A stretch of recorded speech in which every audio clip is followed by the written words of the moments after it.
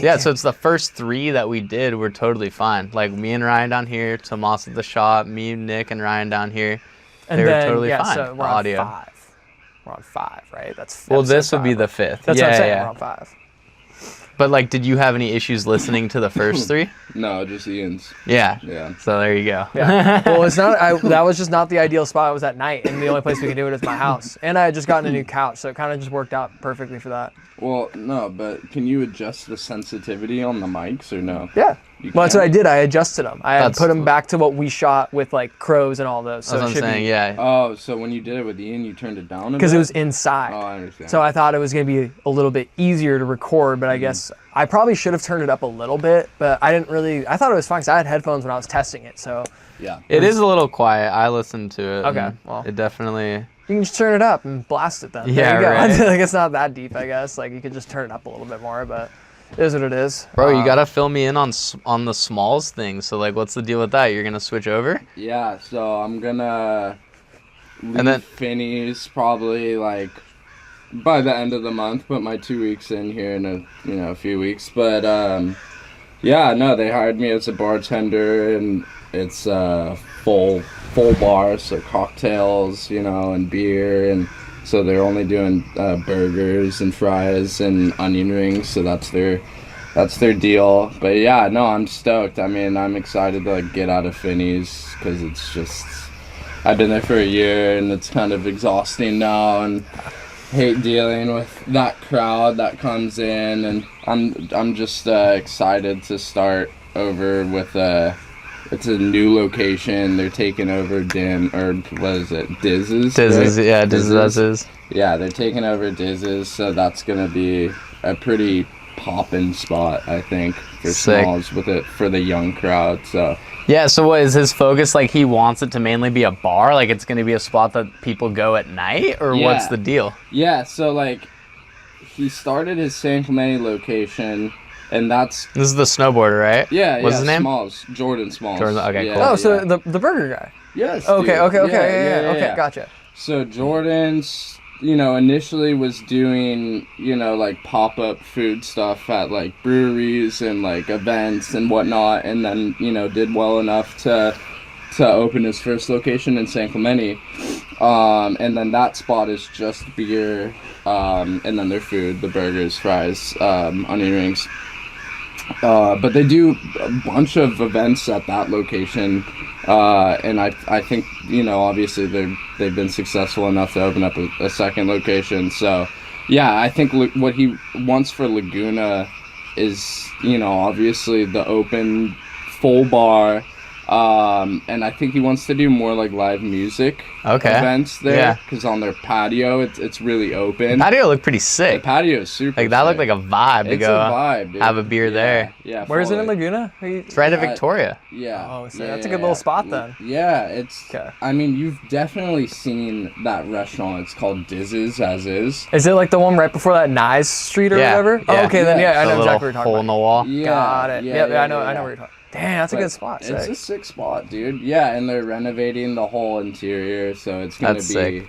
Updated and fresh, and just the main issue is gonna be the parking, dude. Oh, it's always parking an issue, dude. is pretty gnarly right there for sure. They're gonna have to find some sort of way, as in like open up curb space, like or something. Nah, it's just right in front of the restaurant. Gotta find some way to like keep it open beginning, like so you can get there earlier. Like they have to keep the place open a bit earlier, so like you can get people going there, so you beat all the traffic that would come later on. That's how I think. You'd have to find some way to get people there before you get the parking. But I mean, traffic is, dude. It's inevitable. It gets gnarly in Laguna. Absolutely. Early, you would know. Like, I mean, you have to deal with it every single day. Yeah. I'm happy I don't. My goodness, that'd be terrible. I'm sorry to say. Yeah, I just think that, I mean, they'll probably get a lot of business from beach people for sure. Like all those people that are going to be at Victoria or whatever. Yeah. I mean, there's hundreds of people that go down there every day. It's like a TikTok beach, you know? Yeah, the little castle over there. Yeah, which they're taking that down. No way. I saw the other day they have it like fully wrapped up and they're like gonna take it down. That's lame. I don't know what the reasoning is behind it. I think it's like not safe or something. Yeah, it's the people that like try to go over there and all the deaths from people falling off the cliff and all that stuff. You know the castle on it's on the north side. It's like a fucking the tall, staircase. It's like the tower. The spiral the tower. staircase. Yeah. Yeah, they're getting rid of that. Oh, really? That's a bummer. I don't know. I saw the other day somebody had a photo and it was all wrapped up, Were and people there was like, I thought it was locked up. You couldn't even get into it. no, you can't. No, it's but not like it's just to have a photo county or outside whatever. or something. That's what people would do. Yeah. Like, I don't know. People would always try and fucking get into it, but I think the main reason is just all the people trying to go onto the rocks and high I feel tide like and swell. erosion is probably gonna take down over time, no? That's For definitely sure. a part of it. Yeah. 100%. Nah, I'm assuming what happened is like the coastal commission just said, this ain't safe. Like, you Right. gotta either rebuild it or Yeah. get it out. Yeah. But I'm assuming there's no way they like gave them a license to rebuild it. No, there's no way though. There's just Because that was built in like freaking 20s or 30s when there was no coastal commission or licensing. You could just be like, oh, sick, I'm gonna plop this house right here, and I'm Right. gonna put this spiral staircase up from the beach, and we'll just call it a day. The good days. Yeah, there's like 2 other ones there too on the rocks, Victoria, that like used to be a staircase, and you can like see that it just like fell apart, and everyone's like, fuck that. Yeah. They don't want to retry on it. Yeah. I always think about those ones down at 10th, like back in the 90s when 10th was like top game as like a bug, and like you'd be able to just walk down those stairs probably. Like someone like from that house probably had the sickest little walk down to. There's a pier down there. Yeah, there was the right? pier back in then. the day. Yeah, so like think about like being able to walk down that as like a neighbor. You just had like this yeah. own little community, like just in that little spot. Be so rad. Laguna's probably had Sick. so many cool little setups like that over the years. Oh, Yeah, it it was is. probably so cool, like 20 years ago. I don't know. I think it was probably sick 20 years ago, but then 40 years ago it was maybe not so sick. Why? Just because all the people that came and colonized this place, like the people that moved down here from Northern Cal, like the Bay Area, if you catch my drift there. I got it. Yeah. That's a The great Bay way. Area, yeah. Oh, okay. Yeah, emphasis. Super Bay. But Super Bay. yeah, it's whatever. I think that over time, so much will cycle through, and I'm not really worried. Yeah. You want to kick it off, dude? Yeah. All right. So basically, this is episode 5 of the Sick. On Rail podcast with our boy. 5. And so, of course, I'm your host with Ryan Moore. My name's Scotty Plowden. Jeez, I butchered that one, but we're going to keep it. And this is GABWANO. What's your full name, Gavin? Gavin Eugene Pellkofer. Eugene. Yeah. Dude, that's heavy. And you also I go don't- by what? What's your little handle? GABWANO. GABWANO. All right, what's the deal behind GABWANO? Like, how did that start? Everyone asked me this, bro. So you gotta tell the Everyone story. asked me this. Well, it's gonna be the title of the podcast, GABWANO. So Yeah, nah. And I mean, growing up, I had a good homie who was a neighbor of mine named Matt Suarez, and he would give me like just a bunch of different random nicknames. Like every time I'd see him, he'd just have like a new random name for me. And a lot of them were just weird, but like GABWANO just like stuck. And so I liked GABWANO, and everyone just called me GABWANO from there. And I think that was probably like middle school, like 6th grade or something like that. 5th or 6th grade. But yeah, that's the origin of GABWANO is from my buddy Matt. But yeah. and then what? Your dad, like, he was pretty into it, right? As in, he kind of wanted to brand it. He got so into it, and I was not keen with it because he wanted to start a clothing brand called GABWANO, and I've always wanted to start a brand, but I didn't want my name to be associated with the brand, you know, because as soon as you associate someone's name with the brand, then it's like you're associating their identity, and you know, it's like, and their vibe, and like, so like Bob Hurley, not like hating on Bob Hurley because he's got a sick brand, but it's like I didn't feel like I was Bob Hurley enough to start. That's a good point. GABWANO, Exactly. you know You're what I not mean? like an established figure, Right, you know, someone right. who's clearly like made their name. Like my dad thought I was like a pretty good bodyboarder, which like, yeah, I was decent like when I was younger, but like I didn't, but like it was bodyboarding as well, you know. Maybe if I was a stand-up surfer, that'd be different, but it's like I'm not, you know, a Florence level surfer, so I'm not gonna start a brand like that, you know. So, but if I were to start a brand, it would just be under a different name, you know. It wouldn't be GABWANO. So yeah. I was really kind of just against it for a long time, like, because he started it when I was in high school, and the logos he came out with, like, he had some designer that he paid, and the logos he came out with, like, yeah, were cool, but like it was like a big logo on the front with like a lobster, because he liked the lobster as like the main logo or whatever for the brand, and yeah, I just hated wearing, and it's a GABWANO right here, and I just hated wearing my name on my shirt. I was just embarrassed to wear my name on my shirt. I feel like I'd feel the same way. Yeah. And, like, you know, like, walking around like I'm the shit, and it's not like I didn't feel like I was the shit, like, because I was just embarrassed to wear my name. It's like literally branding yourself, like, with your full name. Gavin Eugene Pellkofer. You won't buy my shirt. It's just Gavin Eugene Pellkofer. So sick. Like, Yeah, right. nah, like, And then you put like the decal is like a thumbprint. It's like, yeah, like my face or some shit.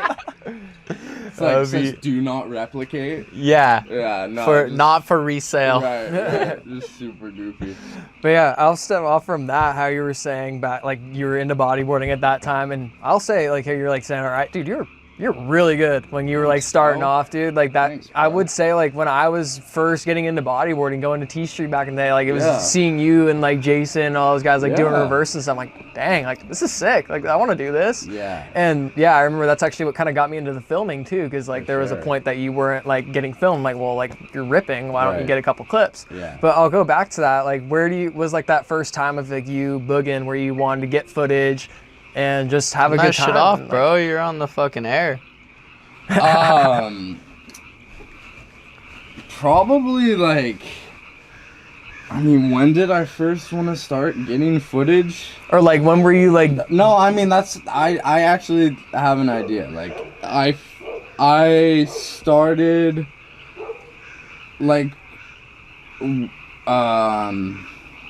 like 4th or 5th grade, and got a Division 71, and was bodyboarding before that, but not, you know, like I was just starting, you know. I wasn't an established bodyboarder. Pulling in the barrels and stuff. Yeah, but the Division 71 was my first bodyboard. And so I got a couple of those, and I remember going out with a buddy of mine who was older, and he went in and took a photo of me, and it was like one of my first bodyboard photos ever. And obviously, like, it felt like a big wave at the time, but it was probably only like 3 or 4 feet. Where was that? Riviera. Oh, okay. In San Clemente, yeah. Good old spot. And I had like a neon green XL wetsuit. Bro, that's neon green. And I was wearing Hydro. Wow, dude, that's crazy. I'm remembering this. Hydro fins. They were like the fins that you could wear on either foot, you know? like, were they the clear blue ones? No, they were gray and yellow. Oh, that's sick. Gray and yellow Hydros. And then I have the one somewhere. turquoise Division 71. Yeah, with the neon orange slick. Dude, that's a colorway. Yeah. Turquoise and the orange. Oh, that was Yeah, sick. dude, that was like the first one of the first good bodyboards I had. But yeah, dude, so ever since then I was like kind of wanted to pursue the bodyboard. From that photo. Yeah, like when I was younger, I hate to admit this, but I used to ride a freaking scooter, and I freaking was getting good on the scooter. I remember that. Like, I was hating, like it was just so hated on, you know, the scooter, and like, I kind of, like, I understood the hate. I was a scooter like, kid too around that age. You like, get it. Dude, this shit, like, kind of is whack, you know? Like, but not hating on it now, like, because, like, there's scooter riders that get down, like, are really, really gnarly these days.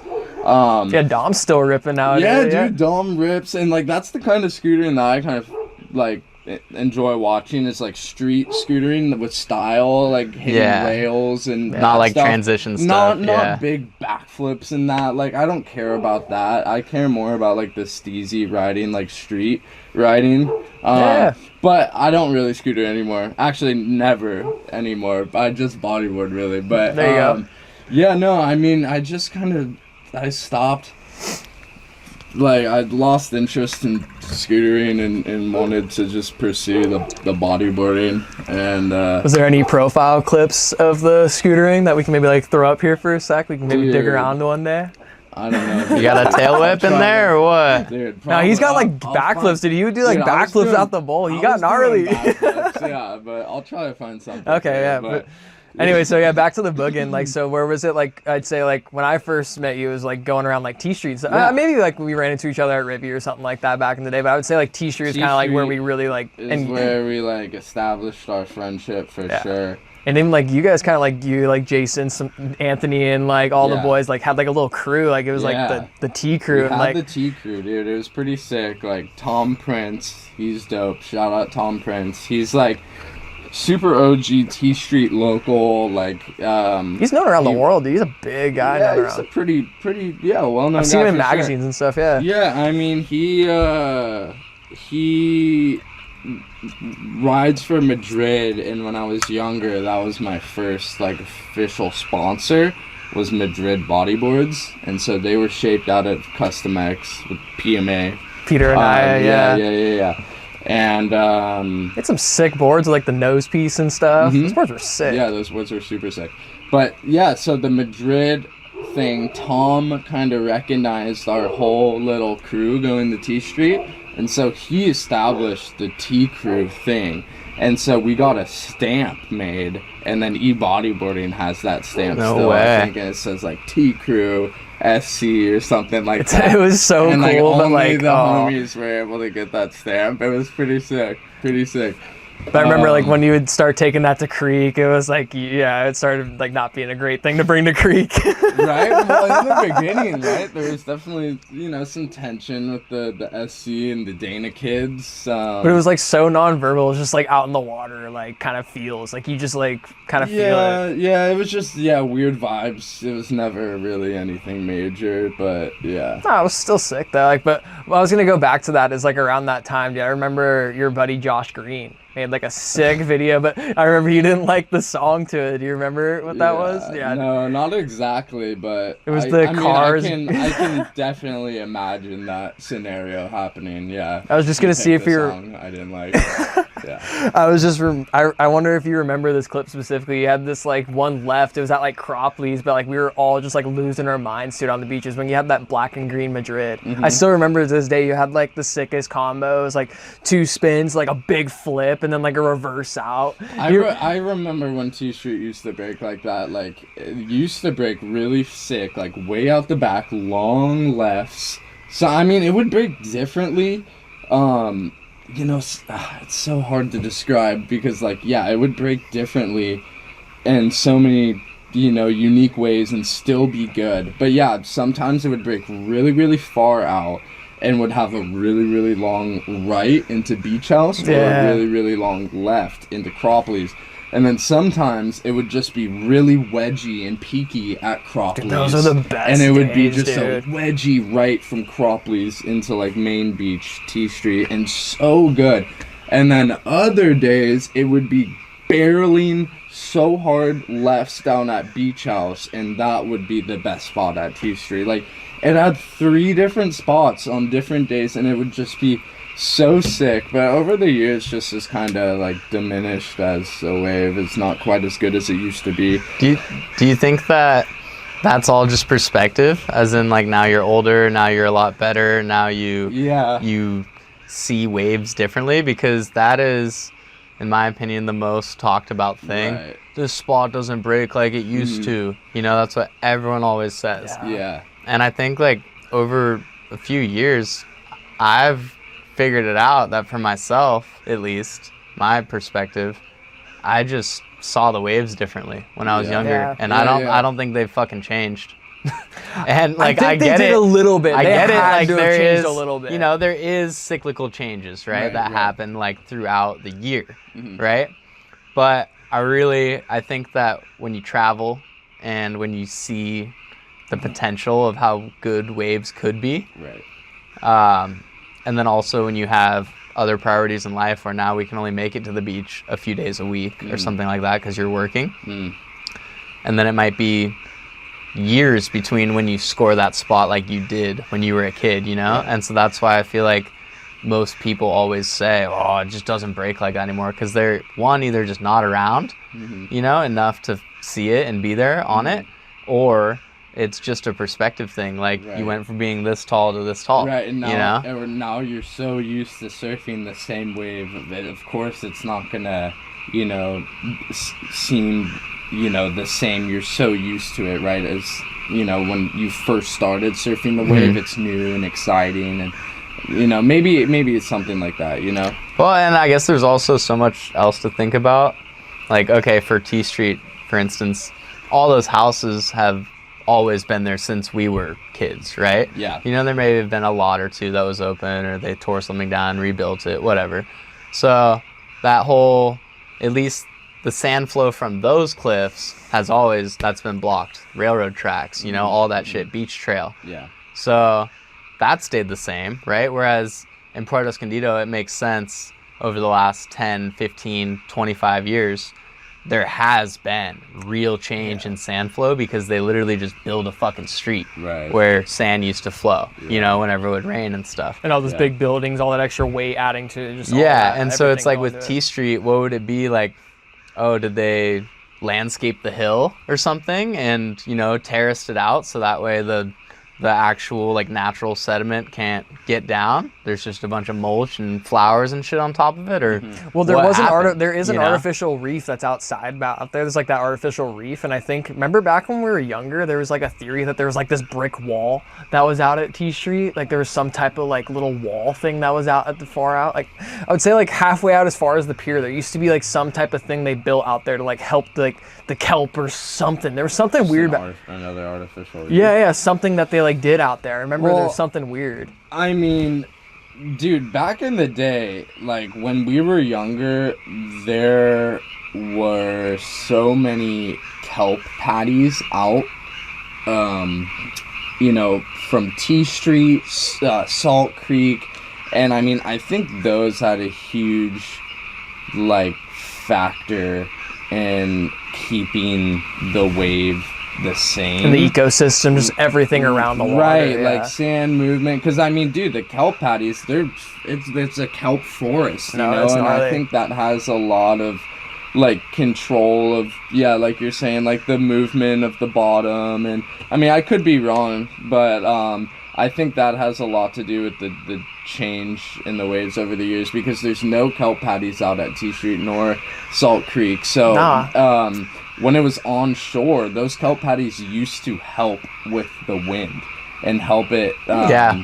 Totally. Yeah, help with the wind and help the water stay calm, and the waves were a little bit better despite having some onshore wind. But now these days, whenever it's on shore, it's holy shit. Yeah, it's terrible. Yeah, like in Santa Cruz, you could surf Pleasure Point or something. It could be 15 knots on shore, and it's glass. Yeah, on the, like it's so crazy. Yeah, it's That's nuts. such a trip. Yeah, it's pretty nuts. There's like sense. so many different things that have happened, and that's more like fishing stuff, you know. Yeah. But one of the main things is there's been this huge influx of purple sea urchins, and then what they do is they eat kelp. That's what they eat. Yeah. And it's weird because it's actually technically they're supposed to be here. They're not like an invasive species or anything, these purple sea urchins, but for some reason they just started fucking like rats and they're everywhere. And so basically like they just eat the stalks of the kelp, right? And so then boom, it's gone and it just floats away, or it goes into the beach, you know? And then I've never even heard of that. Yeah, and so then you'll go diving out at some of these places and it's just bare. They call them urchin barrens. And it's just all these rocks. There's hardly any seaweed, and they're all just covered in purple urchins. There's no fish around. Like, it's just weird. Yeah. And that's all the way up our coastline. Like, they have that issue all the way up into, like, central Northern California. Hell, that's And then so bad. I don't know the specifics of this other thing, but I'm pretty sure there was some sort of, like, fungus or whatnot that, like an algae bloom or something that messed with all the kelp that was on the surface. And then what happened was, like, the water got too warm, and kelp, like this specific type of kelp, is not meant to grow in water over like 68 or something like that. And so then over the summers when it gets really hot, you know, we had those few El Nino years that like really helped kill off the kelp. That makes sense. Yeah, and then like I don't fully know what I'm talking about, but all that sure. has a lot to do with it. Yeah. So it's interesting, and then it's like that's why it could be a cycle. And so in 5 or 10 years, we could have full kelp beds out here again. Sure, yeah. You don't know, because kelp can grow over a foot a day. Yeah. Literally, Damn, yeah. that's a trip. Like over a foot a day it can grow. That's pretty cool. Pretty sick. That is sick. So hopefully that does happen to T Street, dude, because that way, it would be pretty cool to just get one good like wave off the main peak to like ride like a mile down. Yeah. It'd be pretty damn fun. Well, I don't think it's just like the kelp patties that, you know, losing that. I don't think that's the major reason that T Street's changed. I think like Pull up that clip. definitely some, you know, this loss of sand over the years has affected T Street, and 100%. they've tried to do like the sand replenishing. And you know, I guess it's debatable how that's worked. I mean, I haven't seen necessarily like a positive change in the waves due to the sand replenishment. So Well, it's all like I don't experiment. know. They don't really. I bet they don't know exactly how. Like they've taken some tests that have maybe worked in the past that have worked at, but every wave has a different moving of sand. So I feel Yeah. like Well, they're not There's- thinking about you surfing. They're thinking Yeah, about No, people definitely sitting not. on the beach. Exactly. That's That's what the other their part of main it. goal is But- to make the beach, you know, large enough for tourists and whatever the fuck they want. But yeah, I mean, I think also the sand that they do replenish the beaches with isn't necessarily like The right sand. Same Yeah, sand. it's not. It's not the natural sand that's on that beach. Yeah. So I think that's a huge factor to the wave, because the sand that they recently, a year and a half ago, replenished T Street with, I think came from like Long Beach, and it's like dirty sand, and I don't know whether it's lighter sand or heavier sand, but it's just not the same sand. Yeah, it has a different density. Yeah, Everything. different It's yeah, it's really weird. And so then when you So- layer that on top of literally the fucking Earth's crust, you know, that has Yeah. sand down for probably Right. 50 feet and then rock, whatever, then yeah, it's gonna probably just slide right off. It's kind of like, you know, you put your tomato in the wrong spot on your burger and you go, and then it just. Right. I don't think True. it's it's not mixing naturally. Yeah, You know, and then so. the other thing that's unfortunate is, I mean, this has been happening for so long, but now we are seeing the effects of it, is that all of our sand came from the Santa Ana River and the San Gabriel River, right? Up in North County. Right. And so, like, with the way it's like called longshore current or whatever, the way that the rivers would flow out and then that sand would get pushed all the way down our coast, you know? And then naturally, we have like that huge canyon off of Dana Point, right? And there's a couple other ones along here. It's literally just like a vacuum. So the sand, you know, when it gets pushed out by swells, just falls right off the end there. And then now that there's no sand flow coming down because they've channelized these rivers with cement, and then they've built all around them, and this goes all the way up into the mountains, Right. you know? Yeah. That's why we're not able to replenish our beaches, That because makes of a lot everything sense, they've too. done that way, you know? And so it's like, if you follow that page, Historical Surf, they have all the details. I read that stuff all the time. It's actually pretty cool. Oh yeah. Good. So we'll get back to what we're kind of going from on talking. What I was going to mainly bring up is, I remember there was an edit specifically that you had shot with Owen, and that was like kind of, we were talking more before that, but now it's like I'm going to kind of bring up when Owen was around. I remember there was that video you put out, GABWANO, and it was when you were 15. And I'm just going to play it and make sure that you remember this, because, dude, You were ripping so hard at this time too, at your age. Like, it was literally what made me want to get into filming bodyboarding and getting into Yo, 15. Yeah, so I'll start it right here. Did not want to have the audio, so we'll have that for the first part. But BZ. yeah, this Dude, is yeah, that's when I was sponsored by BZ. Run us and through that. Churchill. That was sick, man. That was a really exciting moment in my, the beginning of my bodyboard career, Bro, why don't you surf wedge like that nowadays? Yeah, no, that was my first legit sponsor. I was sponsored by Madrid, and then it was BZ and Churchill. And I was really proud of that sponsorship. I was, surfing wedge a lot, and so Jared Brown kind of saw me, and he was like the head guy at Maury, BZ, Churchill for like the team, organizing the team and all that. And yeah, Jared offered me a sponsor, and I was so stoked, and took it. And yeah, my first board was a stock board, and then I was getting customs from, T Street right there, dude, that day. And how's that bomb? Bro, that wave looked like a Rico when you were paddling into it. Dude, that's crazy. Right? That's crazy. Wait, if I remember correctly, yeah, dude, this clip. You remember this one, dude. Is this the wedge flip right here? No. I want to see the wedge flip. Oh, it's not even in there? No, that wasn't. What wedge flip are you talking about? Didn't you use like that photo of you doing like a big reverse at wedge for like a beer can or something? Like they called it like the wedge flip IPA. Oh, dude. Yeah, what even happened with that? I remember. Where are your royalties? Why aren't we getting paid? Wait, what was that? Wedge flip, bro. No, like, I what remember. brewery did that? No, so it wasn't a flip. They called it a flip, but they used your reverse. It was a from reverse that day that that he I did. went with you at Wedge that Jamie filmed. A green Remember? bottom. Yeah. Yeah, that day. Yeah, no, I know what reverse we're talking about, but wait.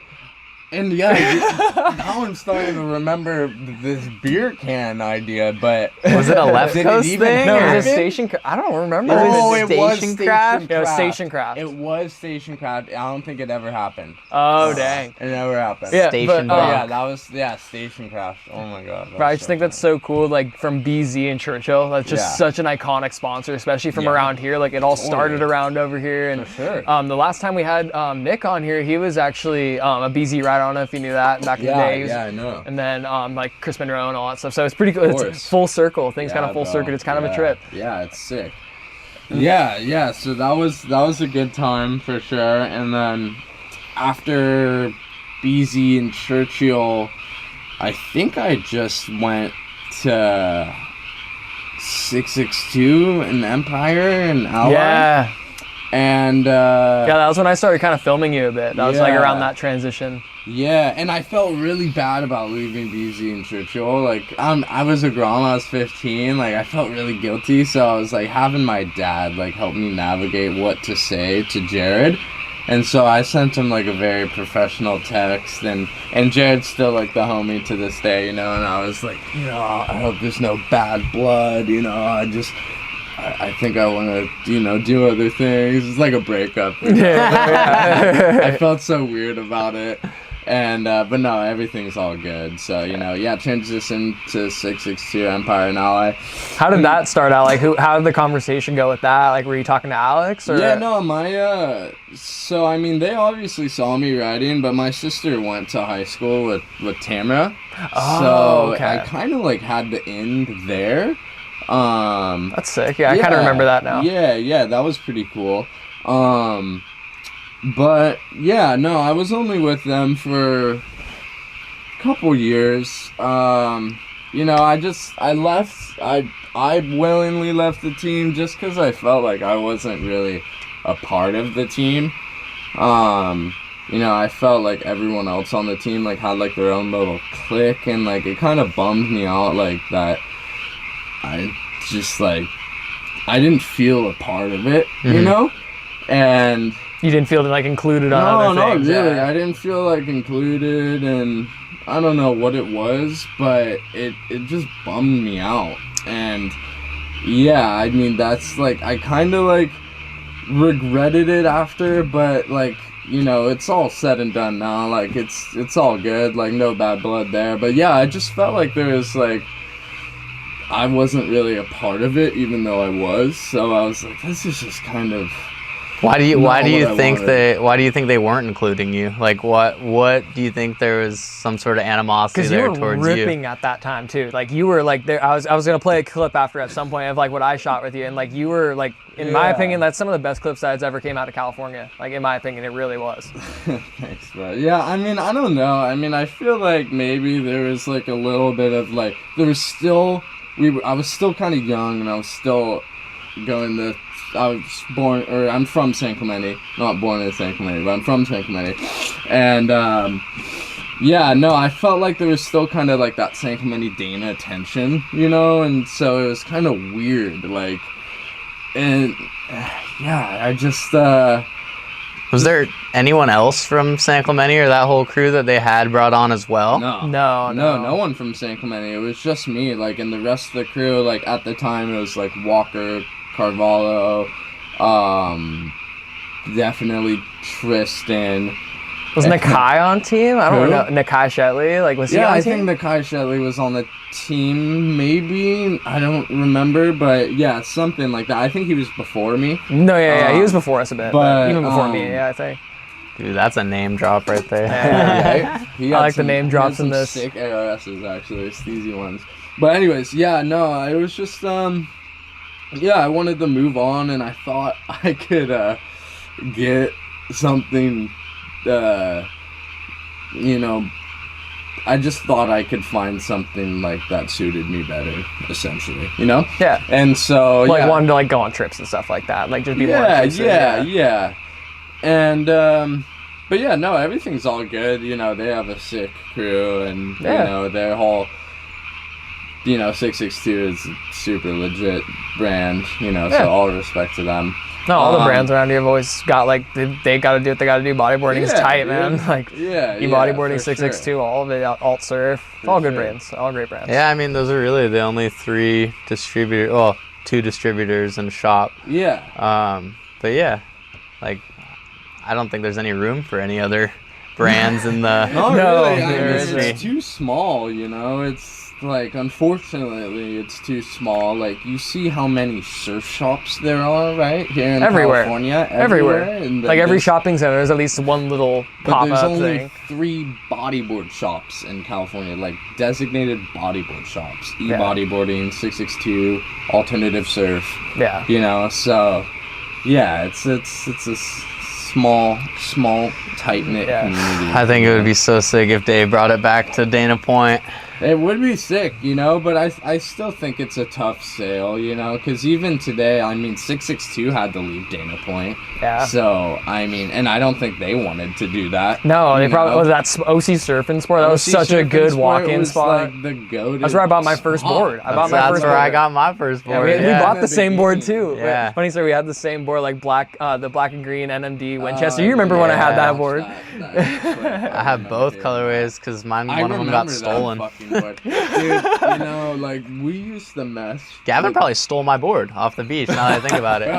Bro, we used to mess with Ryan at T-Shop. I remember, like, burying that black and green. Oh, yeah, there was definitely Anthony, a time of that. Dude, fuck, we used to be such dicks, bro, too, and I feel so bad now that we're older. Like, you're the homie, bro. Nah, it's dude, like, I appreciate it, but honestly, like, I'll say it, dude, I was such a kook.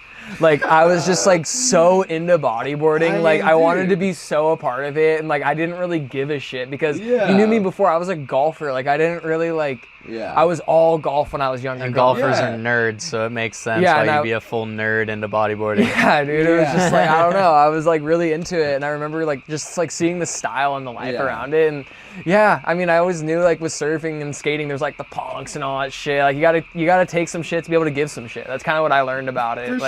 For sure. You know, I got my fair share of shit as well, you know? Like, if you remember Nick Furlot, like, of course I remember fucking Nick. He used to fuck with me, bro. And it's like, oh my god, bro. Nick Furlot was a demon. Like, this fool had a taser and fucking chased him with a taser At Wedge, dude, my first time at Wedge, just tasting. At T Street. Oh, T Street was pretty bad too. Oh my god, yeah, dude. Nah, Tyler was the a worst menace. at T Street, bro. I remember just chilling in the car, sitting in my fucking 4Runner, and he just fucking goes behind me and tases my neck. Oh my god. Do you remember that? Tyler Savage? No, Pennington. Oh, Little Tyler- T-Pen, bro. T-Pennington. Don't even make me cool. Oh my god. No, but yeah. So there was some stuff that went on around T Street, but For sure. We all used to fuck with each other. yeah, it was good times. But I'll go back to like when we Yeah. were talking about 662 and that time, dude. I'll play the video. So Yeah. this was I would say this is like my first video I made that like I actually got kind of recognized. This is what 2016 this video came out. I remember it was actually in September of 2016. The Reflex video that we made. Oh, for dude, you. is this the one with the... You like Padang the clips King in here? Cruel song? Oh, the King Cruel song. Yeah. Can you play it or no? No, I don't want it to song. mess with the audio and Okay. anything for copyright stuff. Okay. But if No, someone but wants to find it, it's on my old Vimeo page. That's one of my first. Yeah. Dude, yeah, I Yeah, love right at this that one. part, Oh, yeah. That was Creek. Yeah, I remember I was stoked on that. That was Blacks. Yeah. Do you Yeah, remember run that it through invert the though? video. So Blacks. I'll go back on that invert. Do you remember it was he had a big barrel, it was like one of your biggest barrels of your life, and I got the invert last second. I don't know if you remember that. You had like a huge. Oh, before the invert. Yeah, on you- that same wave.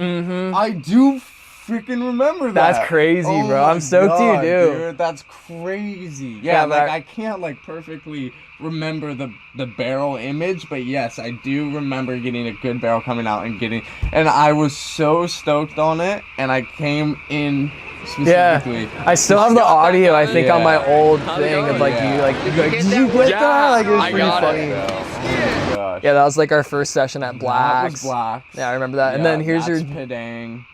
Yeah, that was I sick. Surfed with Hardy. That was epic. I bet, that dude. That's Uluwatu. Dang. I remember that's Creek. Yeah. This is just like this is like such good memories, like that forward to reverse. I have like such good Yeah. memories around that time, like just going down the creek Oh, and Creek, filming, and yeah. just having the best Oh, times. dude, it was so good. That was Blacks. Big air ever. I remember I was so bummed on how I hit that. Wait, Yeah, you I could've want to a say little that later, yeah. reverse right there, dude. Yeah, that I- was the dude, I was- sickest Dude, reverse. the those- surfers were just like, he's Right. spraying me. They're like, bro, I'll never do that in my life, dude. I mean, I haven't seen many people do a reverse like that, like Yeah, it's- on a coming section. Where's like that spot? Dude. That was You Shoe know. back in the day. Oh, T Street when it was fun. There's nobody with that bodyboards. How's that reverse? I remember I No, loved that it's not reverse. really. This T was Street. T Street when it was sick, dude. Oh Oh, my my gosh. I Never miss those. see it breaking like that. You remember the days of chicken back in the day? You guys would play fucking Yeah, chicken and we'd have to Beach do House. WWE matches after if you Yeah. didn't fucking pull Yeah. in. Good old days, dude. Yeah, that was my first custom I got from Empire. It was like a custom Josh Garner, and That I was think so it was sick. a 38. Damn. 38. 38. That's sick. Bro, I got a funny story if you remember this too. Remember like I think there was a clip, yeah, just before that reverse at Wedge, or no, I gotta talk about that. Freaking spitting barrel, dude. That barrel, I was stoked on that. The I think- ender. Yeah, that was a good barrel. You could see my face at the end. I was like, oh. No, dude, I was so stoked on that. That was such a good day at Creek, like probably like That was a fun day. fall I think. 2016 or Yeah, something like that. But yeah. I want to bring up that story. So there was that reverse that you had at Wedge. It was like the shittiest day we ever surfed at Wedge. But do you remember there was this kid named Johnny? Do you remember his last name? Kid named Johnny Boner. Started. Oh my god, yeah. And he was yelling at you, getting all Oh, pissed because you had. He's like, yeah. "How's that 662 sticker on the deck of your board?" I'm like, "Dude, it's a stamp. Oh like it's my my custom God. board." And he was like Yeah. about to like fight you on the beach because your 662 stamp He on didn't your like 662. This kid named Johnny Boner. Yes. Where's bro. Johnny Boner? Dude, Find him. Find Where him. you at, bro? Boner. So Where's funny, bro. that fool at? Dude, that's so funny. I remember he you used to bring that charge up. pretty big too. You'd go on like He was pretty big. legit. He was legit charging. Like, Yeah. yeah, when we were going, and I was definitely like a little bit intimidated by him because he was a Newport local from what I had heard. Yeah, he was probably a local Um, back then. So yeah, I don't know. He was like, All right, I mean, in I the was a- comments, find Johnny Wait, no, Boner and let us know. I where he's remember at. what it was, dude. I forgot what his name is. Oh no, Pat Tomich. You were out with him that day, and like you like burned him on a wave, and he ate shit, and it was really funny. yeah. But yeah. like that's what he was like pissed about. He's like, you can't just fucking do that. But you're like, bro, it's my homie. Like, Maybe it was that, yeah, because I do remember burning Thomas on that wave. That was kind of sketchy. Like it was like a grower from the side, of it, and it was like he got the short end of the stick right behind me. It was so Yeah, I'll throw that sketchy. clip over it. I probably somewhere I remember. That's so funny. Good old, well, because I have that edit, so I definitely have that clip somewhere. It would be funny to look back on that. Yeah. But so from that time, I remember after 662, you went to Alt Surf too, right? You were before Dave was on it. Like he started it. You were with Ryan Frazetta and talking to him. Yeah. How did that come up? It was dude, honestly, I don't really remember how that came about. I mean, I think Ryan hit me up or something. He was looking for... Still good, yeah. Chilling. He was, looking for someone to add on to the team. I think also I got like a good word put in through like Julian Durand. Yo, Julian, shout out Speedy, bro. And, Speedy's a legend. And, like some of the other guys who were already on alternative surf, like Nick Borgens was on the drop me. That's a big shout out. What up? Off the lip. Love you a lot. I'd say Borgens is like one of the most outwardly positive people out there. Yeah, in the way that like he doesn't like there's no necessarily like ego attached to it where people don't want to say congratulations, bro, or like, oh, good job, or oh, that wave was sick. Like that fool is always happy to throw out a shout out, Yeah. And so that's why he deserves a shout out. Dude, he's one of the best DK Yeah, he's not just gonna riders like blow smoke up your ass. Like Yeah, he's like, a proper you deserve rider. it from him. Yeah, Oh, exactly. He's in my opinion the best DK in California. I would like to say that for sure. Yeah, I think Bobby Kithcart. Whoa. Dude, Bobby's pretty good. I don't know. Let's I'd all right, love we to need to see a have them DK throw comp. down. Yeah, I would love to see them on a creek The day. Bobby Nick Borgens throwdown. Yeah, we need that at the next Cali Classic be heat, sick. bro. I want to see them two in a heat. That'd be Dude, huge. that's what we should have. That would be a cool contest. What's it called? The one you like like an edit or like nah, like a format. Like that would be a cool contest format where all the riders enter, let's say there's 40 spots, and then you have the 4 like OG judges, right? Like you could have like Ninja, like Henry Long, Scotty Carter, like whatever. But they also have to like know who these people are. And then they pick heats against each other. And then it's like, that's the whole thing, is they just want to see the best heat. What's going to be the best? No, yeah, and then to like maybe like watch as like a viewer. There's 4 people in a heat, I'd assume, right? So like 2 people, they're like, all right, who do you want to see in this heat? Like these 2 people. Like I like that. That would be idea. pretty Yeah, sick. that would be cool. Yeah. And then like each heat, you have to, if you make your heat, there's your Look lights, at that. bro. That's perfect, dude. Oh, you hung those up? Nah, they've been up. Oh, they're gonna be flicking her a little bit. We'll see. Well, we hung them up like a couple weeks ago. Well, let's get back to the question you guys asked me. Yeah. Are you gay? Why are you Why gay? are you gay? No, you. So it was are Alt gay. Surf. That was where we're at with Alt Surf. So, Speedy, Nick, and some of the other guys that were already on the team, I think kind of put in a good word for me with Ryan, and so I got on the team. And then shortly after was on Tubes, so I was on Alt Surf and then Tubes. And yeah, dude, that was sweet. I was stoked to be on Tubes. I was getting some stock boards, and then also was getting customs from Mez, so that was legit. And then Real quick, I want to bring up you were riding that Found. I would say that's probably like one of your that tie-dye Found, when bro. I was like in between. I was riding for AS, but not for Tubes yet. Yeah, but like, dude, I gotta say that was like probably like that footage to this day. You can always look back on them. That's just some of the best riding. Like I'll pull up and just let it play on the clip of that one invert that you had at our local zone, the local wedge. You know which one I'm talking about? The one that Bailey got like the best photo of all time. Of that invert. Yeah. Dude, that time and era was just like the best, dude. I gotta say, like that was just like peak, like That Grom was when boogie. that wave was super sick. Best you can get it. Like we went all the time, and it was just always good. I got a question though. So when you rode for Tubes, were you contracted? Yeah, I was on a contract, which was not unusual for me because I was on contract with AS and before I was on AS and tubes, I was on contract with Empire 662 Ally. They had me on contract. So yeah, it wasn't unusual, and I think it was like Did 662 as well? Sorry to just throw that in there. What? Do you get contract with 662 as Yeah. well? Okay, Yeah, I was that's just what I was just saying. adding to it. Yeah. So, yeah. so then, how long did you ride for them? And then it seems like what Right. that just fell through like without being talked about, or like No. how did that all roll? That was kind of weird. It was Was it a COVID thing? Was it like No, what happened is I think I had either like a 2-year contract or something of the sorts. And yeah, so I was getting like 2 or 3 boards a year, which, you know, that's Plenty. as plenty as Yeah. I need, you know. I don't need more than that.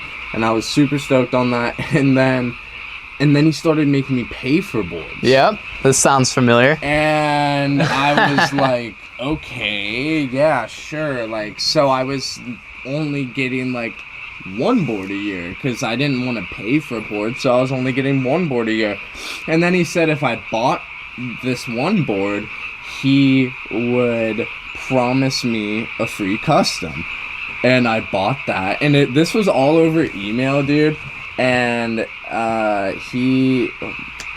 I want a name drop, dude. What's his name? Patton? Sean English. No. That's the guy who not screwed Sean. me over at Tubes. Pat. Yeah. Pat at Tubes, dude.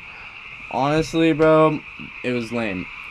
We had it Super over lame. email, and he said if I purchased the board, he would comp my custom. Mm-hmm. And so I did that, and then all the shaping stuff went to Kawhi, the Sean English. Mm-hmm. And so I hit up Sean English. I was like, yo, can I get a custom from you? Pat said he would comp me a board since I paid for my last board. Dude, this is like deja vu And- for me. Dude. Wow. You're kind of. And- I had the and same so- exact scenario as him. Oh, Dude. And then yeah. then Sean's like, yo, Pat's never said that he never said that. And I was like, all right, bro, like, sorry to waste your time. Like, it made me feel like it made myself look bad because, like, I'm trying to scam myself into Yeah, or like free you just want board, free shit. But that's No. not the truth. Like, so after that, I was like, fuck Tubes, bro. Yeah. Oh, my bad, my bad. It's all good. Nothing went I down. was like, screw it. I want to be a free agent right now. Like, if that's how I'm going to be treated, man, like, I'm over it. Yeah, and it seems like that's why they don't really have a team anymore or riders. Yeah. I mean, there's guys that ride Tubes. Yeah. They're just the stock boards. They're probably not getting like customs. Well, I think I'm it's the sure- same thing for everyone now. So I don't know what happened with the company. Like, you know, maybe they just couldn't afford it anymore. That's just unfortunately the reality of California bodyboarding, right? That's true. That's a good point. Is like, that's kind of explanation I got too, is that, oh, all the riders pay for boards now, apparently. Yeah. Apparently. And then, yeah, there's no equipment to make boards in the U.S. anymore, so Yeah. they send it all to, now they just do it straight out of the factory. Right. In And Indo. I just want to say one thing really quick. When I say screw Tubes, it's not.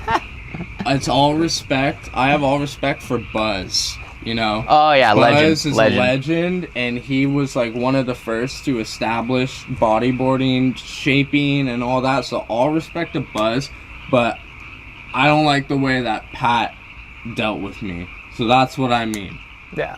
Yeah, I'll that's put an that out unfortunate there. thing because I had the same experience Yeah. and it just puts a bad taste in your mouth For sure. for a while. Because you want to ride like a local California brand too. Like, I know, It's like it's a California bodyboard brand. like, And, we were so they- stoked. Like, I it's, was I was honored to be on Tubes because it was an OG brand, you know, and then I was kind of, you know, again, treated poorly, and I was like, I'm done. No, yeah. being, you know, treated poorly. Like, I'm not, I just want to be a free agent. I'd rather it's not worth all the But effort hey, for yeah, I that. see on your board here, bro, you only got one sticker on I'm a there. free agent, baby. No one knows what kind of board this is. Well, I think we do, but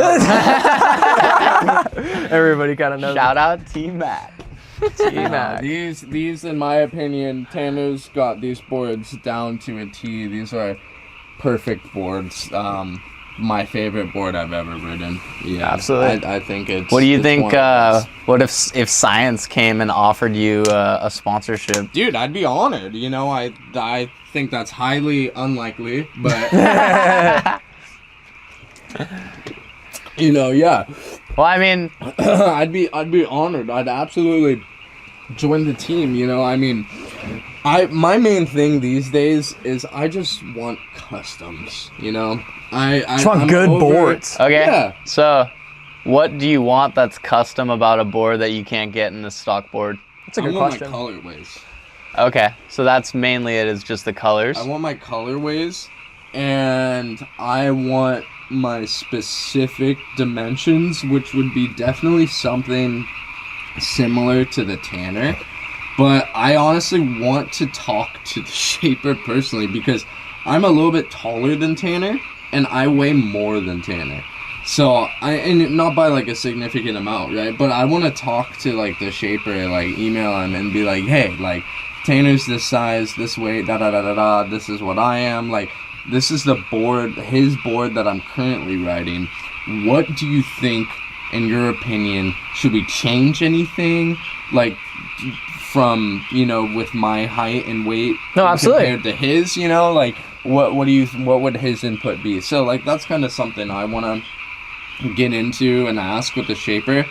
But like I'm not gonna go to the shapers around here, you know, because I don't think the board quality that the shapers in California are producing are top tier. I think it's the machines, dude. I think it's however they're cutting it. Like PMA down there, like I'm not trying to like be that, but like, dude, those boards do not stack up to these. Like if you were to put them side by side, they're just completely different. The way it's cut, like the contours aren't like precise. They're just blocks. It's like a block. Yeah, like I haven't ridden a Custom X or PMA board in recent times, but the Madrid that I did have that was shaped from PMA was, you know, just it turned into a banana in like a month, dude, after riding it. And those were actually better. Those were actually, I would say, compared to like a board that I bought from them, trying to get like a custom and like dial it, those were better. Dude, I remember your custom. It was so that horrible. white one. I remember that. The white it one. was white. You remember the white and blue with one? The deck mesh. Right? Dude, yeah, that's where I messed up. In the blue. In the blue. Oh my god. No, there was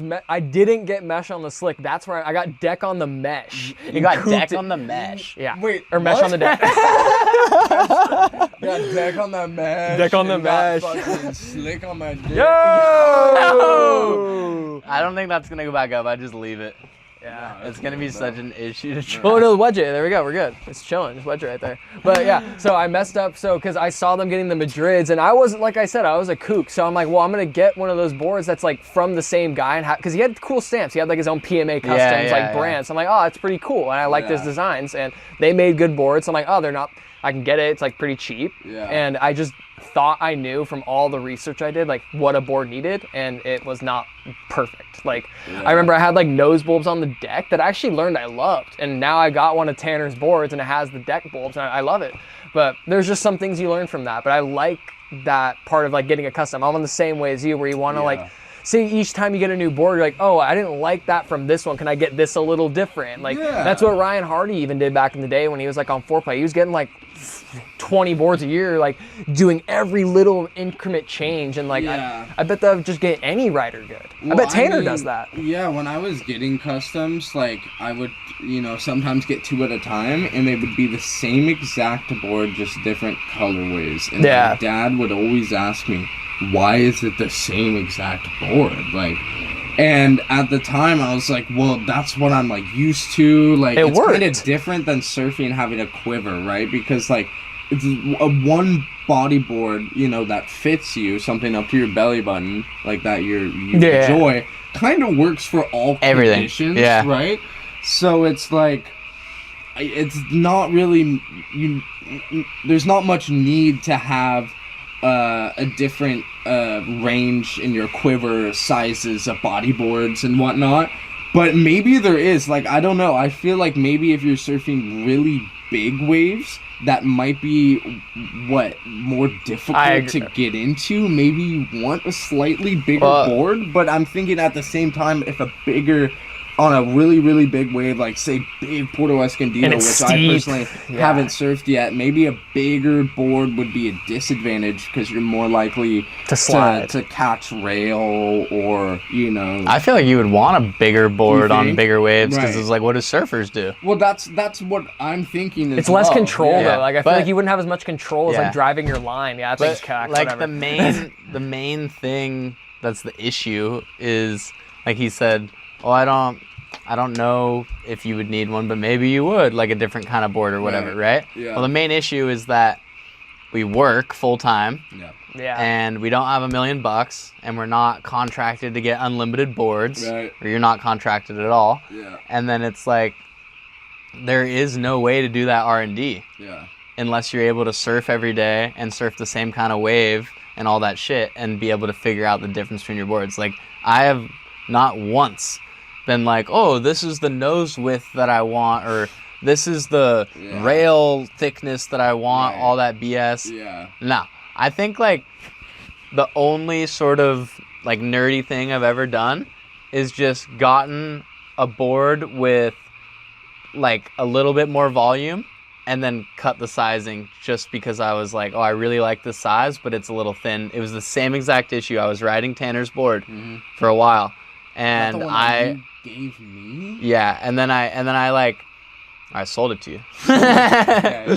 And then You had such a good flip on that one. I actually had it. Black and green. but I think I Yeah. just Hey, sold it black to you and for what green, Tanner right? sold it to me, so it was like even. Yeah. But Yeah, I had that um, clip in Modern Nostalgia. It was a freaking, like, Yeah. From good flip. from La Jolla, right? Yeah, exactly. Yeah, but like flip. that board was one of the best boards I ever rode. I got like the sickest wave ever at cylinders on it. I'll never forget. But it was just a hair thin, and so I was like, I want 40.75s that are just Love it, like okay. the same. The way I explained it is I said, just give me the exact same thickness as you would put in a 41. Like, I don't want to get any more nerdy than that. Probably like 1 or 2 centimeters, like, because it's like, I want to say like 54 centimeters, 52, 54. Well, it's that's how thick it is, or something but like it's the that. density of the foam, like No, the yeah. volume of it, just like a surfboard, you know. Yeah, I was just saying So like the it's actual like the measurement liters, of it. yeah. But they can. So what was it? Do you know? Like, was it a 1.9? I think well, you'd have to look. I doubt they've changed the deck skin and all that shit on his boards. It's only been like 3 years. Tanner's boards, I think, are the 1.9 Yeah. Poly just- Pro core. Yeah. Yeah, 1.9 pound Poly Yeah, Pro that's like core. the high. You want the higher density, and then once you get to like warmer waters, you lower your density. Yeah. But like, either way, none of this shit matters unless Exactly, you have yeah, the time to R&D. Yeah. You know, like someone like Stewie or Tanner, you know, they can try 10 different boards and Yeah. actually feel the difference Because they surf so much and they're so good. Yeah, And they so know it's they like- know exactly what to feel and what to do. So Yeah. that, like, I wonder if like say a Grom was to get like custom shapes, like anytime he's like, no, I want like a little bit, like, I wonder if that would progress or that'd just be a big waste of time. You know what I mean? Like, is it actually worth working on your board that gnarly? Like, back in the day, like how it was brought up with like Ryan Hardy, like people would like literally try to refine their perfect shape. And even like Ben Vitch, I don't know if I'm saying that name right, but that guy on Pride, the really tall, skinny guy. Do you know who I'm talking about?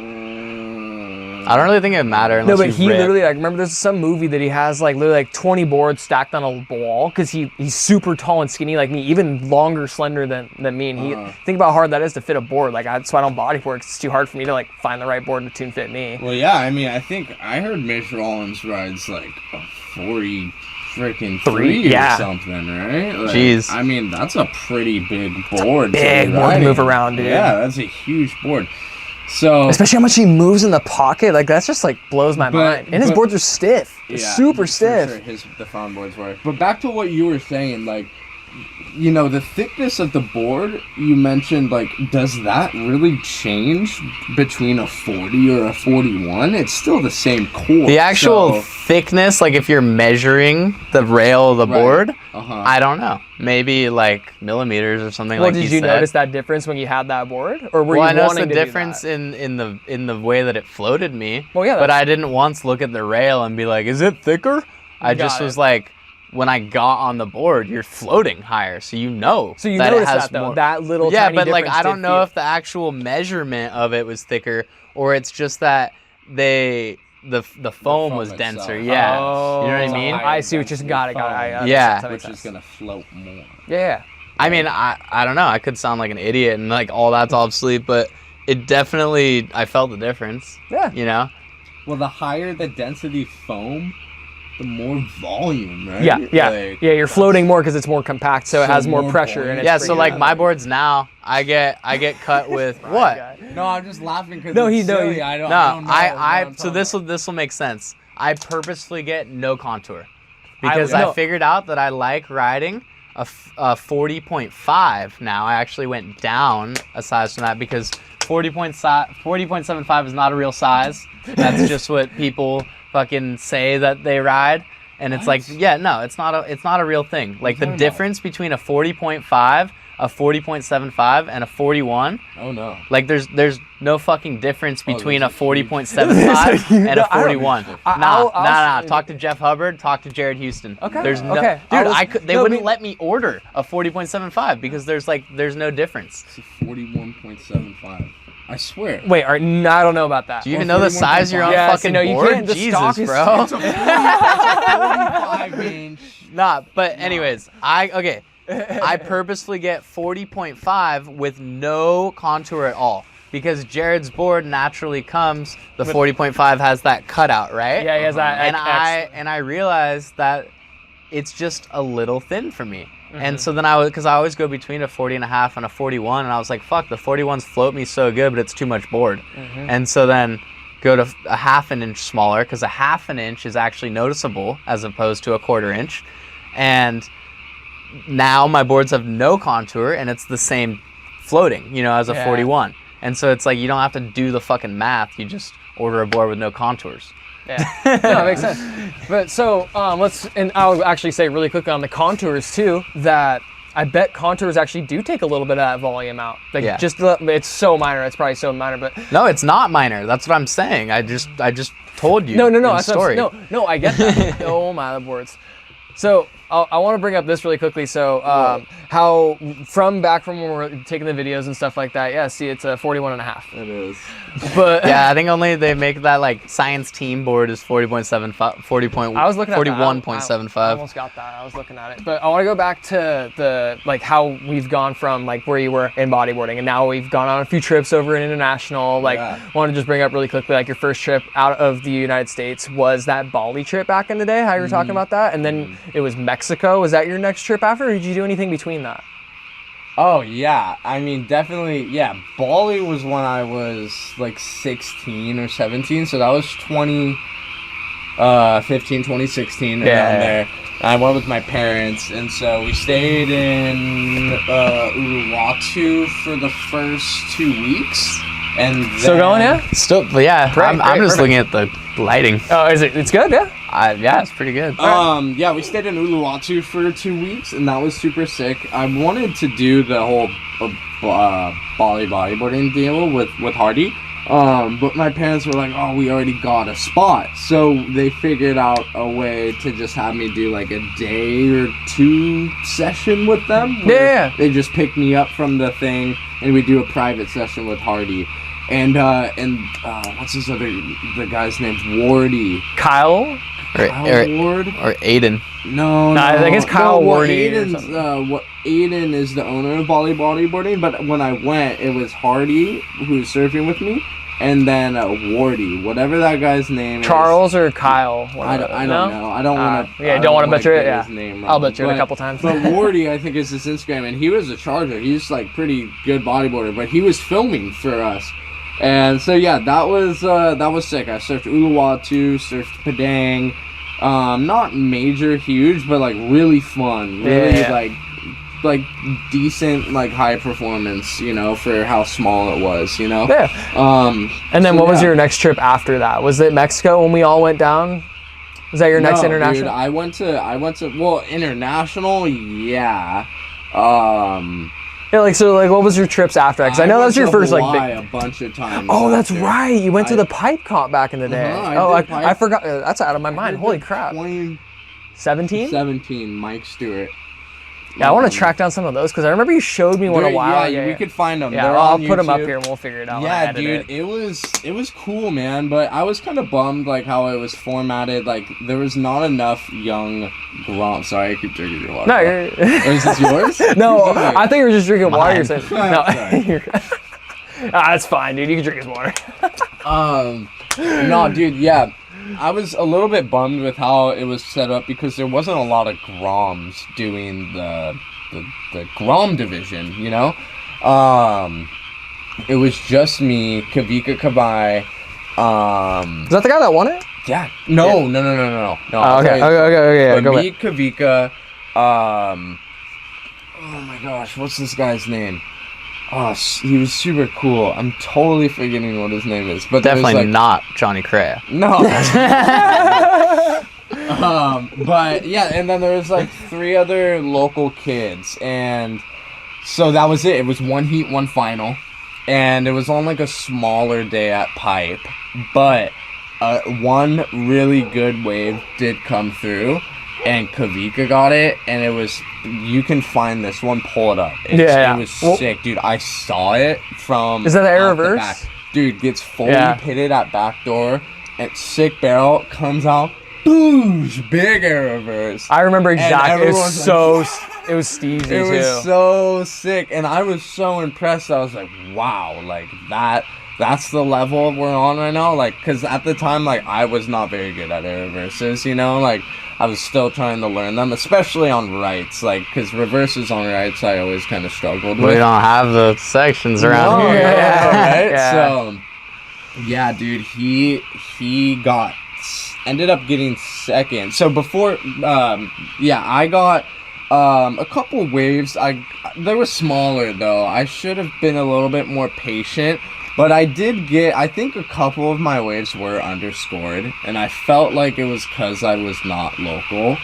But regardless, I'd love to compete there again, you know? Yeah. But yeah, I felt like one of my waves, I got a barrel to air rest to like reverse to bank reverse or something on like a smaller wave, but I felt like that was underscored for how many maneuvers I did. You're like milking it up. I was milking it, and most of the waves I got, I was milking it. But yeah, and then I got another little barrel, and yeah. I remember one flip from like seeing a video that you showed me back. Yeah, I think it makes sense why it would be like a small score because it's just not how they surf pipeline. That is true, but you know, the day wasn't huge. You know? Like that set that came in and Kavika got was like the wave of the day, really, because it was the Groms division and the women's division, which the women's had a much bigger field of players than the Groms did, which was really crazy. So that's surprising. Yeah, that's cool. Right? Surprising for sure. I mean, really sick that the women's had that big of a division, but yeah, definitely it was pretty. It was kind of weird. So anyways, I got 3rd place, which I was super honored. Like, that was pretty sick. Out of the 5 of us, like 1 heat, 1 final, I traveled all the way there and, you know, got 3rd, even though 1 heat, 1 final, whatever. You got it done. You know, it was fun. Yeah, I was stoked, you know, shook Mike Stewart's hand, and that was really, really cool, unique experience. So yeah, and then but have you like rubbed his head ever? Dude, I need to, because that's like the good that's luck. The power right there. I mean, I think that's how Tanner is doing all these maneuvers. I think that's what we were talking about in Java. We were like, who's gonna go do it? Like, who's gonna like cap him? Absorbing. Yeah, he's like absorbing something from Mike's head, and then Mike's like eyes roll in the back of his head. This and Tanner's same thing, and they're just transferring knowledge. And or like when he was a baby, like he harvested the adrenochrome from Tanner, and then he's like just been storing it all these years. And, oh my god! And then now he's giving it back. Holy shit! Well, yeah, he's definitely learned something from Mike, that's for sure. That's wild, dude. But so like we're kind of, I want to say we've been on this for a while. I don't know what the time is of it, but it's kind of like maybe wind it down a little bit. So I remember we had that trip to Mexico and we competed at Colorado, but I remember you had a pretty sick reverse in that contest too. Not gonna lie, you had a really good like little mini out the bowl reverse, and that was, I would say like you had that like it underscored. Dude, no, I remember it now. I remember it. It was the afternoon heat that you fucking started. You always do this. You caught like 2 waves before the heat even fucking started. Oh my god! And then, Why and did then you you're like that? running up the beach, and you're like, I'm so dead. And then you go out there and you catch like it was pretty much like a 1 foot wave. Like it wasn't even like a set wave or anything. And then you hit this bank, but you like popped it and did like a full pop, like tail out, everything, like, and stuck this reverse. And we were all like, yo, like that was sick. It was the sickest wave of the whole we're all heat. screaming on the beach. And they gave you a 2. I remember. Okay, yeah. I do remember. Oh that. my god. That was funny. And so I think that was the heat I got. Yeah, I eliminated because I only advanced once. Yeah, you're right. You're right. And that was with like Hatu or Pahaku. Oh, that guy's super chill. Yeah, Pahaku's the Dude, I homie. think he was sick that comp too. Yeah, he got sick. Yeah. Yeah, that sucks. Oh, I remember that guy. He was like throwing up, and then he would just go like freaking pull into a barrel. Yeah, I remember he had like food poisoning. He barely surfed. He got food poisoning. Yeah, that sucks. But from Mexico, that was a sick trip, and then we went to you went. Memorable trip. For sure. And then so you went to Puerto Rico as well after that, right? You had some good waves. That was when you went with Ian. I forgot. That was an awesome trip, bro, because that was shortly after Evan passed away, and so we brought Evan's ashes out there. And before I get into that, the whole trip, was just awesome, super special. Definitely, especially because Evan had been to Puerto Rico before, and multiple times, right? Yeah, I think 2 or 3, right? 3? Mm-hmm. 3. Yeah, so, I knew, like, he'd love the spot, so I was like, yeah, dude, like, really love to get out there, so I was stoked when Scotty invited me. Huh. I don't know, I'm trying to remember how many times I've been. Maybe it was 2 you or... guys have been there. Well, I know he went with Carlos, and I know he went with me. And then I might be know. mixing a Mexico trip with that. I think that's where I'm thinking 3, but I might. I don't know. Yeah. But yeah, so that was sick. You had some pretty good shots over there. So fun. I would love to get back to Puerto Rico. I'm That's not probably gonna name drop any of the spots over there, but like some of the wedges and the reefs, like dude, just a beautiful little spot. All of the best Beautiful waves island. are in Rincon. Yeah, all of dude. them. That's where you go. If you For want to sure. go surf in Puerto Rico, you go to Rincon. 100%. Rincon is the best. Dude. I want to say that's like easily one of my top places I want to go on like a next trip or something like that. And then, so did you go? Was that your last trip before you went to Java, or did you go anywhere between that? After Puerto Rico, shit. I don't know.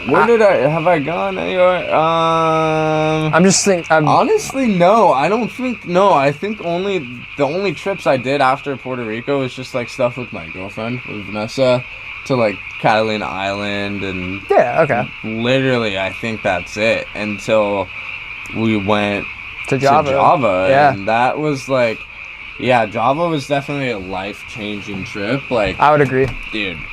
We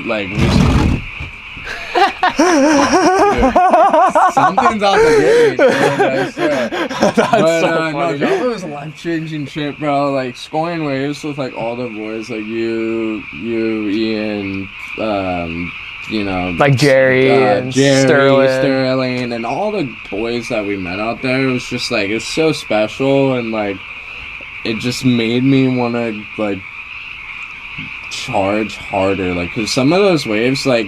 It's definitely not like the biggest wave in Indo, No.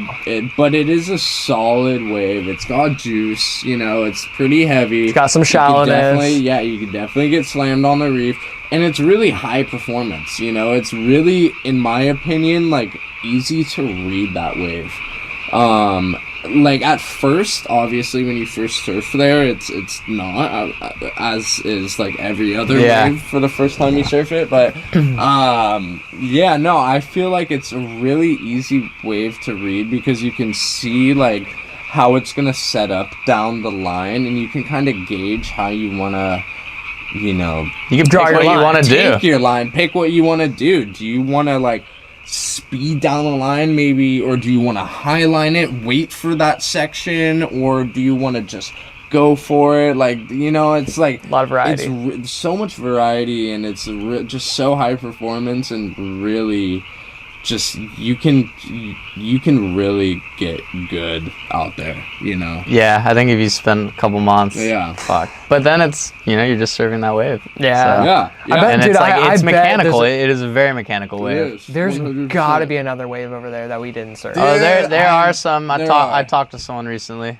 Yeah. Shout I out know- Hunter I- Jones. I saw one you wave said that was a there was right. Is it Yeah. a right that you're thinking? Because I remember, oh, that's a crazy little bug that just flew in Dude, front of my there's face. some gnarly ones down here. Be careful. I'm actually Last wondering- night I was really sitting hope- here and I had a skunk come up to my feet. A skunk? A skunk. Oh, I'm yeah. sitting Dude, he right probably- here. he probably I had the smelled something. couch all laid out like this, and I'm just chilling. Yeah, he probably did. He's like, "Yo, is that my mother?" But, Oh my god, I didn't even think of that. Dang, that's that's so funny. funny. And then yeah, dude, he came up right here, jumped, and then he sat here for a couple minutes. He was probably like right there. And I'm just sitting here like, please don't fucking spray me. Please don't spray me. Yeah. And then he like turned and I was like, oh no. And then he just started walking off this way and then just went up Oh, my dude. stairs. Imagine if you could see their spray come out. It's just like a Green cartoon. cloud. Yeah. Oh, dude. You're like, oh, fuck, not again. That'd be so crazy. Okay, back to Yeah, so I wanted to go up into Java. So what do you think, like, out of your part, what was like maybe a top 3 or what was your favorite clip that you got out of that whole trip? Because I've got a couple I want to point out for you for sure. Yeah. My favorite. Or did you get a wave out there that wasn't filmed? Nah, I think we filmed No. everything. I think everything got caught out I think there. everything was filmed. I think there was maybe like something like minor that Yeah, I wasn't that bummed about. But yeah, all my like my good waves for the most part were filmed from either you or shout out Aldo. Yeah, I was gonna say Aldo is just like the Aldo, legend. love you, bro. Miss you. We're got coming back soon, bro. Yeah, dude. Yeah, dude. Good Yeah, shit, dude. dude. Some of my favorite clips. I mean, I would probably say, definitely that one wave, the smaller one that Scotty's like hopping on his knees, like the double Oh, knee right yeah. behind me, and then I do the nice little backy. Yeah. I like that clip. I also like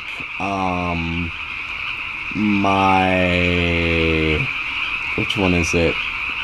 Real quick, I had like a little water clip. I was shooting housing that day, and I was so bummed. There's like a little frame you can see just as like the perfect frame of you on your flip. It just goes out of focus, just that one Yeah, frame. yeah, It goes yeah. in and out, in and Yeah, out. I'm like, yeah. what? Like that's not Yeah, fair. But yeah. anyways, what next wave? Yeah, so I think I had a couple flips. There was another flip that I liked from the morning session. I think after I broke my board, I Was that came on out- with the white? Or you went to the blue one, then to the white one? I went to this one after my Tanner freaking, what was the new tail? the HSV, I think. Yeah.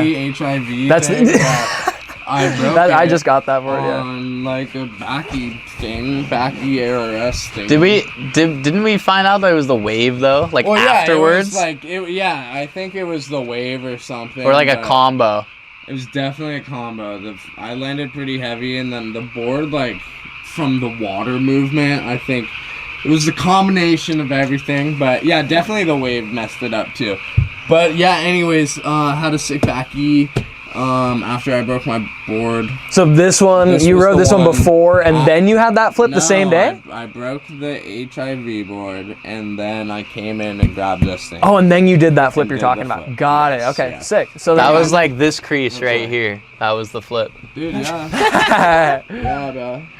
There's Yes. like 30 Oh. pieces on right. here. can always tell when a board's like pretty beat into it like that. But all right, so just to close up the I remember one wave that you had. was Wrap that, it up. That little cutty to reverse that you had, dude.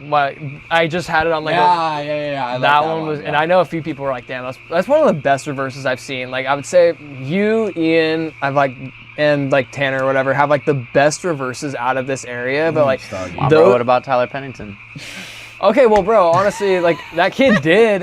have the craziest reverses if he didn't want to like do whatever he's doing now instead of that. But yeah, so wrapping it up, I just want to say like, dude, it's been such a sick time like going over the years. Like, yes, me and you have had our ups and downs over our years and stuff like that. A few like goes up, goes down, but whatever. Like we're lifetime boys, like for sure. We're in a good spot right now. Like you and I have been super close ever since, you know, Java, and I want to keep it that way. You know? No, absolutely. I think that trip definitely like brought everyone together like a lot more. Yeah. You may kiss the bride. No, but I will say like after that trip, I would say like we really defined our crew. Yeah, like totally. we're like I would say like us four with Ian, like a couple like say like Nate or whatever. Like, dude, we're a fucking good ass crew. Yeah. And like you can tell after 2 weeks who's about it. Yeah. And who's not. Yeah. And I just think that there's you can't definitely fake it for that long. There's some potential that we have, and I want to say like on our next podcast, I have some really cool things that I want to talk about. We're gonna have you and Ian on, and we're gonna do a little 4-person just talk it out, and let's just figure out whatever's going next. Because I think there's some things we just gotta grab a hold on before it's too late. Yeah, that's right. So, anything you want to add to it, or? Nah, I'm pretty satiated here. I think we should wrap it up and all right, well. Go partake in our having that time with you. Extracurricular activities. Thank you. Of course. Thanks for having us. Absolutely. Well, thanks for having us. Yeah. All right, well, if you're still here somehow, thank you for watching, what is it, episode 5? Episode 5. On Rail Podcast. Thank you. And yeah, be on the lookout for the group sit down next. Episode 6. We'll see you next time, dude. Woo. That was rad. Pretty good. I can't believe my camera's still recording if it is. Like 2 hours? No. It's 8 o'clock.